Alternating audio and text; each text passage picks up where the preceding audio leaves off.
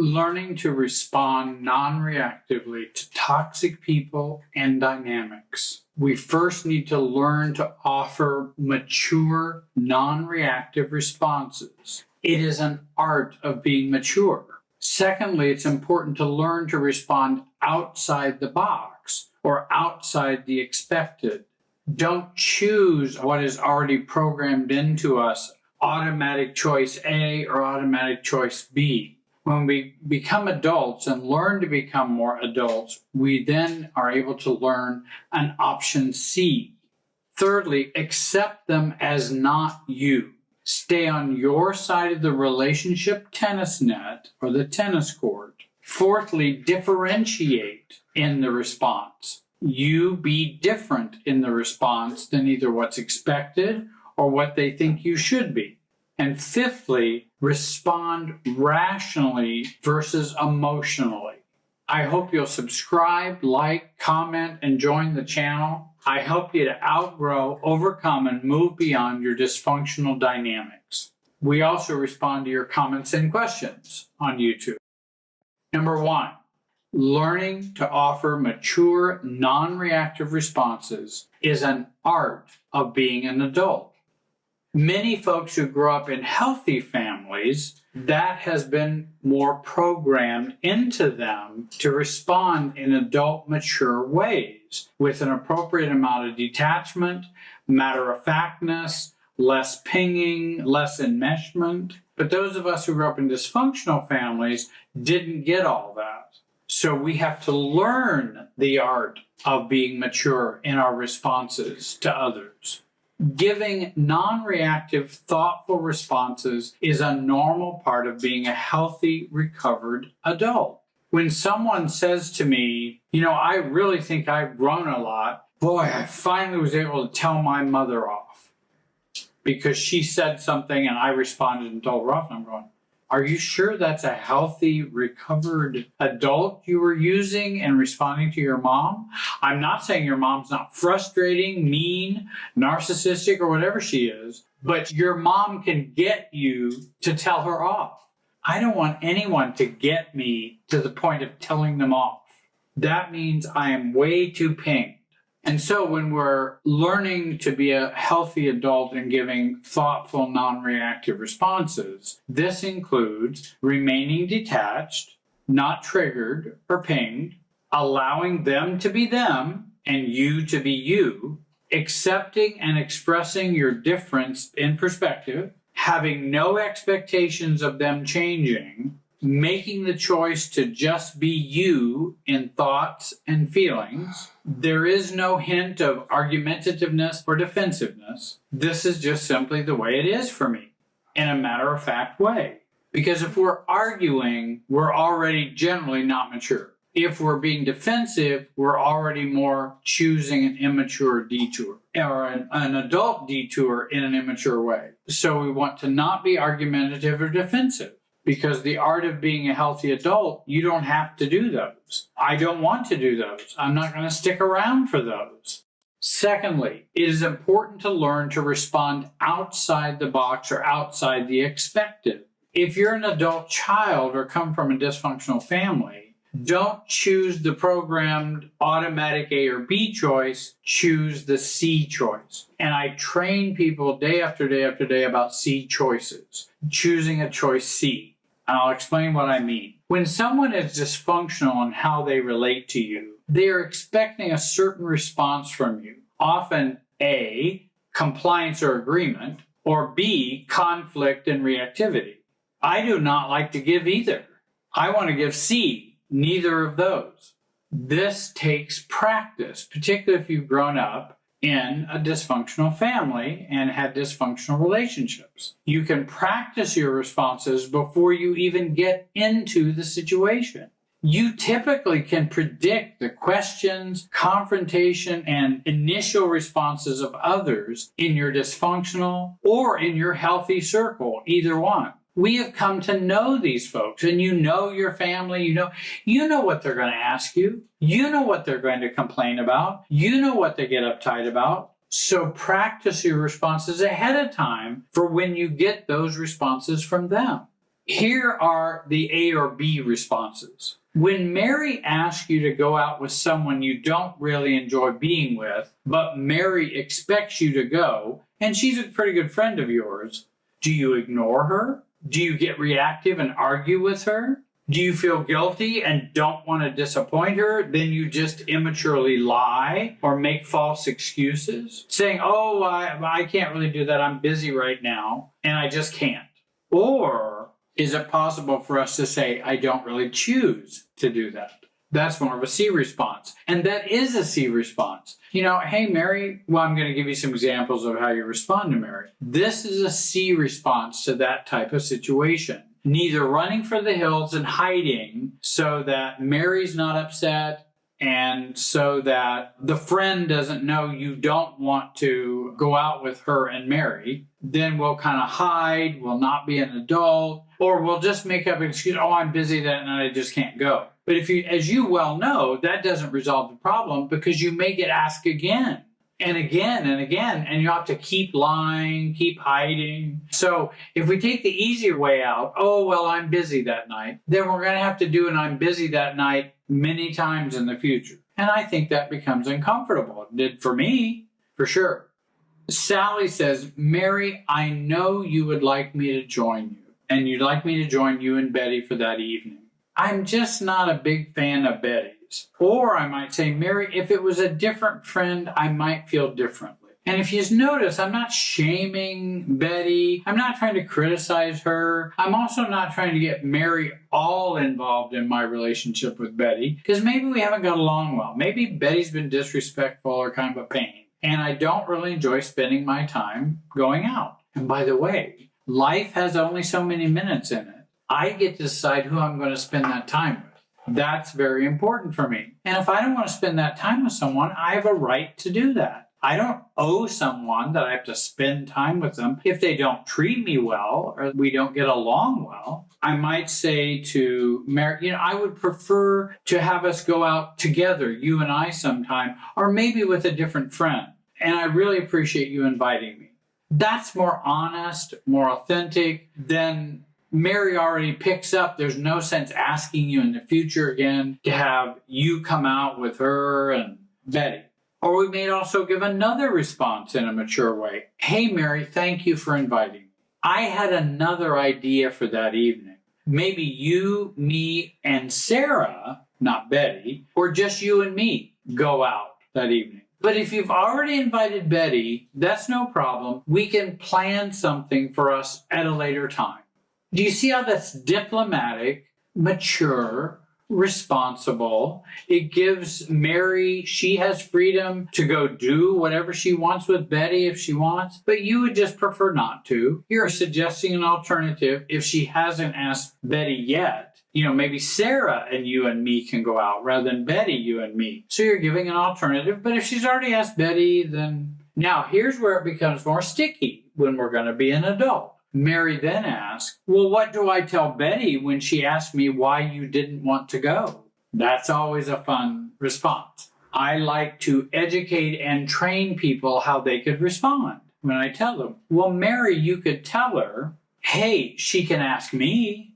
Mary, just tell Betty, hey, if you want to know, you can just check with Sally. Or you could say, I think my friend was looking for a different type of evening tonight, so she's not going to join us. Or you could say, Mary, if you want, Sally stated she is not as comfortable enjoying the evening with the three of us. Maybe that's something you should talk to Sally about, Betty. And again, if she wants to state, because I'm not lying about how I feel, I don't have to pretend that I have a perfect or great relationship with Betty. I don't have to pretend that. I don't have to be mean, shaming, critical, deriding. I don't have to do anything. It's just my preference. And I'd rather not do that. And if I'm Sally. If Betty were to call me and ask me, well, why didn't you want to go? Well, Betty, that's just what I preferred. I would have preferred a different type of evening. Well, don't you like me? Well, now that's a whole nother conversation. We can either have sometime if you'd like, but I may not really want to have that conversation. And so I just have my own preferences and a limited amount of time I can socialize. Here's another example of A, B choices and then doing a C option. Mom asked me, why don't you come and visit me more often? A choice. I don't know why you keep bugging me to come and visit you so often. I don't enjoy it, so stop it, Mom. That's an A choice. Reactive, upset, angry. She's touching the inner child in me and triggering my little child in me from long ago. A B choice. Well, I've just been busy with work and my family, so I haven't been able to come see you more often. And again, that's more of a lie and an avoidant response. I can give her that. You can respond any way you want to respond. I'm just telling you what might help you gain greater self-confidence, self-esteem, self-differentiation, self-awareness. You can lie and do avoidant responses all you want. That's your choice. I can do that too. I have done many of those things. But I'm trying to mature myself where I can actually don't have to lie and I don't have to give avoidant responses. And so that was an A response, a B response. Now what's a C response, which is a more mature, self-differentiated response? Mom, I know you've wanted me to come and visit you more often for a long time. However, I've chosen visiting you once a week as the frequency of our visits, and I'll probably stick to that. I'm saying this in a calm, matter-of-fact, non-reactive way. I understand, Mom, that it may not be your preference or what you want, but it is my preference, and I hope you will be understanding. Then if she's understanding, that's great. If she's not understanding, I don't care. That's her upsetness. It's not my upsetness to fix. I've been responsible. I've been appropriate with her. If she's going to get upset, then she can just get upset. And I'm not going to absorb her upsetness. I simply may observe it. Again, I hope you'll subscribe, like, comment, and join the channel. We do respond to your comments and questions, and my work is here to help you outgrow, overcome, and move beyond your family dysfunctional dynamics. Thirdly, accept them as not you. Stay on your side of the relationship tennis court or tennis net. Think of your relationship as a tennis court. You are on one side of the net, they are on the other side, playing. Rules they play their side of the game, you play your side of the game, and we respect the boundaries and the net. We grew up in families where we are all on the same side of the net emotionally. Or I am on their side of the net emotionally and mentally by being parentified. Parentified is a messed up tennis court and tennis net where I'm over here, you're over here, and we have a net in the middle. Some detachment, some respect, some differentiation there. In dysfunctional families, we're all on one side of the net, we're all on the other side of the net, or we may have even just gone clear out of bounds and left the whole tennis court altogether. Remember, that is your side, this is my side of the court. I am the only expert on my side of the tennis net. I'm the only one. No one in my family, no one anywhere in the world knows my side of the tennis net like I do. That doesn't mean I don't listen to other people or get advice, or I have windows into my side of the tennis net. That's fine. I want to learn, I want to grow, and people may reflect in ways who would like to help me in a positive way. Of course I'll listen. But I still have to decide what I'm going to do with that information because I have to integrate it into my only awareness of my side of the tennis net, my life. Nobody else can do that. Nobody else is living my life but me. Sometimes I wish other people would, but I think that's an impossibility. So I use this analogy as a visual map to map out my relationships and evaluate my responses and where I'm at. And I'll use it. Hey, am I over on their side of the net? Are they over on my side of the net? And then how do I need to respond to that to ask them to be on their side and for me to stay on my side? A friend asked me, I need your financial help, Jerry, with my car. I know I ask you a lot about financial help a lot of times, but I really need it now. I may respond, you need to stop asking me. You need to get a better job that pays more. Why don't you ask your family for some help? And then they respond, well, if that's the way you're going to be, I'm never going to ask you ever again for help. Believe it or not, I had that actually happen not long ago. Now, when I gave my response, where was I on the tennis net? Was I on my side or was I on their side? I was on my friend's side. You need to stop asking me. You need to get a better job that pays more. Why don't you go ask your family? I'm all over up in his business, trying to direct his life so that I will be more comfortable. But I'm over on his side of the tennis net. And then in some ways, he's on my side of the tennis net because he's always asking for money and isn't taking that full responsibility for his life. And he believes that whatever my priorities are, I always have money. Well, I may have money, but I have priorities for that. Taxes, retirement. He doesn't know what has to go into that. Helping my own family. I mean, there's all kinds of priorities. So I was on his side of the tennis net when I gave my response. I was pinged, triggered, reactive, defensive, wanting him not to be the way he is, wanting him to stop that, giving him advice, blaming or shaming him for asking me so often or so much. And I can even visualize me being over on his side of the tennis court. How do I get on my side with my response in a healthy adult way? First of all, I want to be non-reactive, calmer, and matter of fact. I want to be non-advice giving or fixing. I want to be non-blaming or shaming, even though I am irritated by him. But again, why am I irritated? He's asking me for something. I have a right to say yes or no. But I'm concerned that if I say no, he's going to be upset with me. And a good codependent, you never want anybody upset with you, ever, ever, ever. So I might want to respond in an option C way, or me being on my side of the tennis net. Hey, Bob, we'll call him Bob. Hey, Bob, sounds like you're in a financial spot. I'm sorry, Bob, but I don't have the solution for you this time. I hope you understand. Or, I'm sorry, Bob, but I have other financial priorities that come first right now. Sorry to hear you are in a tough spot. And again, my financial priorities may be I'm saving for a vacation that he can't do, but I can. But do I have a right to earn my own money and pay for a vacation if I want to? Or should I never pay for a vacation and give it all away to the Bobs of the world? I can't do that. That's not a healthy way to live. Number 4, differentiate in the response. Remember, always to differentiate or be your difference in the response. Let's take a real basic one. They might say, Jerry, you are stupid. Let's go a nice, hard, stupid one here. And I might say, and I'm starting with the differentiation. Well, I don't know that, Jerry. Or, I might be sometimes, as we all are. You sometimes all are stupid. Okay. But I am not understanding your purpose in saying this. And I often have said, I don't know that, Jerry. You don't love me. I don't know that, Jerry. I don't know a Jerry who doesn't love you. I know a Jerry who might say no, or I know a Jerry who could even be insensitive at times, but I don't know a Jerry who doesn't love you. I don't know that Jerry. You must know a Jerry, but I don't know that Jerry. So we're different. I'm sorry.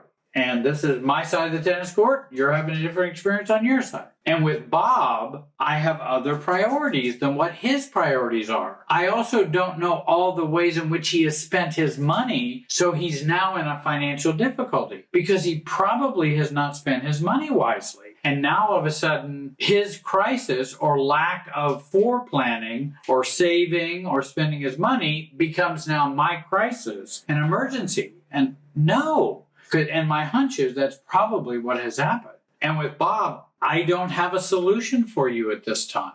That's a difference between us. With Sally, who is me, that's right, I was invited. I have another plan for that evening. This is just not something I would prefer. If you notice, I'm stating a difference. And so that differentiation is very important in formulating good, mature responses. With Mom visiting, she thinks the visits are not often enough. That's her thinking on her side of the tennis net. I think the frequency is just fine.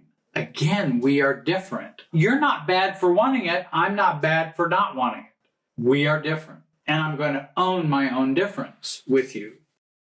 Fifthly, we want to respond rationally versus emotionally. When dealing with difficult people, focus on your thinking more than focusing on your feelings and emotionality. with adult children, we tend to get emotionally flooded. And we're also flooded with our own feelings and our own system's feelings. And it just becomes overwhelming. And then we try to give responses to people. That doesn't work very well. Difficult people are experts at triggering and pinging emotionally, both consciously and unconsciously. If you are triggered, work hard at ignoring the feelings, let's say from the neck on down, and try to stay in your head if you're trying to give a mature response. You can always deal with your feelings later. We want to avoid what I call the feel-think process, where our feelings are in the driver's seat of our responses and we think we are thinking. But really, our feelings and reactivity is pushing and driving our thoughts, words, and responses. And we think we're actually thinking about it. No, your feelings are just going through your head and you're giving words, but you're not really thinking about it. It's a feel-think process. We're thinking out of our old brain and we're responding out of our old brain. Let me give you an example. Dad says, I just don't know why you can't see how important it is, Jerry, to come to choose your family first and come on July 4th to the dinner as you should. My assumptions before I respond are, I'm not Dad. I'm not my family. I don't believe like you in all things. I have different perspective and values. I choose not to see it that way, and it's okay if I don't see it that way, Dad. I'm okay with compromise. Others often aren't. Hey, I'll come this July 4th, on July 3rd, the evening, but you guys go ahead and meet on July 4th. And next year I'll come on July 4th. Again, kind of a compromise. Now, Dad may not like that. Family may not like that. But so what?